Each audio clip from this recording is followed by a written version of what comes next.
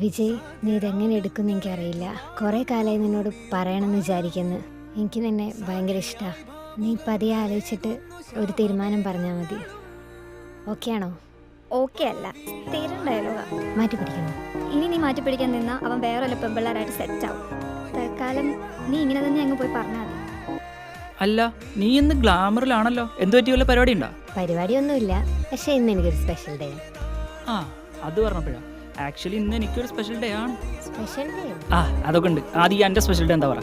ഇല്ല, നീ പറ. എടി, നമ്മുടെ മീനാക്ഷി ഇല്ലേ, ഉം. എൻ്റെ ക്രഷ്, അവൾ തന്നെ പ്രപ്പോസ് ചെയ്തു. എന്നിട്ട്? ഞാൻ ഇഷ്ടമെന്നൊന്നും പറഞ്ഞില്ല.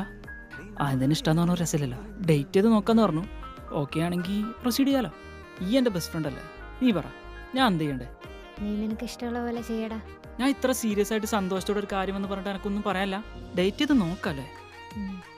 അതുപോട്ടെ, ഈ എൻ്റെ സ്പെഷ്യൽ ഡേ എന്താ പറ?